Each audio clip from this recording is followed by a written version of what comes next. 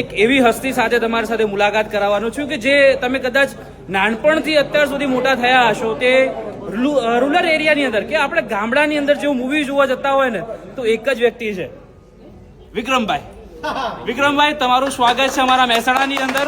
અને અમારા મેહોણામાં કેવું લાગ્યું? તમારું મેહોણા મારું મેહોણા છે, મોજીનું મેહોણા છે.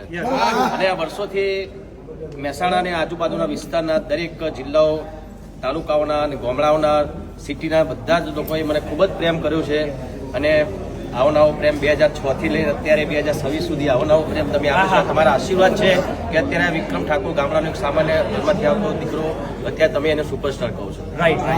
અને બીજી ખાસ વિક્રમભાઈ, મારે એ પણ પૂછવું છે કે તમારા જેટલા પણ મૂવી છે, મારા ખ્યાલથી બહુ બધા મૂવી બનાવ્યા છે, એની અંદર સિંગલ નામ છે વિક્રમ.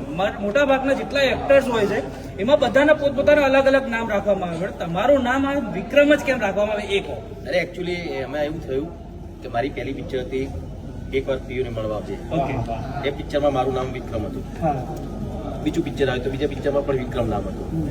એ અમે વિચાર્યું નતું, પણ બસ પ્રોડ્યુસર ડાયરેક્ટર કે વિક્રમ જ રાખો, તમે જે તમારા ડાયરા કરો પ્રોગ્રામો કરો તમને બધા વિક્રમ નામથી જ ઓળખે છે.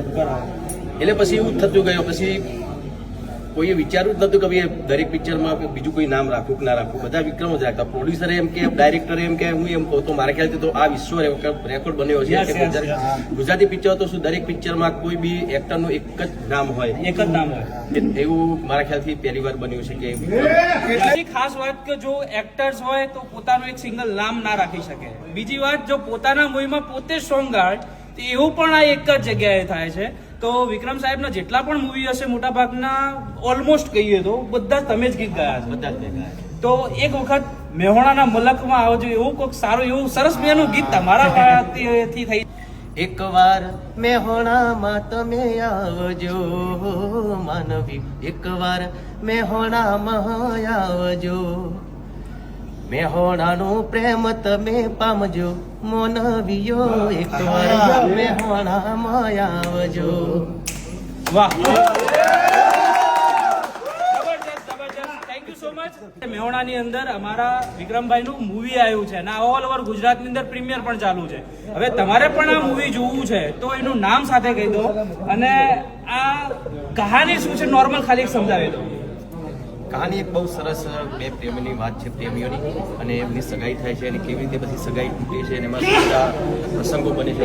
પિક્ચર જોશો ને કેમ કે એમાં ઘણા બધા સસ્પેન્સ પણ છે, બહુ સસ્પેન્સ છે, સારા સારા ગીતો પણ છે. એટલે કંઈક અલગ પ્રકારની મેં ફિલ્મો જે આગળની ફિલ્મો જે મારી બની છે એનાથી આ થોડીક અલગ પ્રકારની ફિલ્મ છે. તમને ફિલ્મ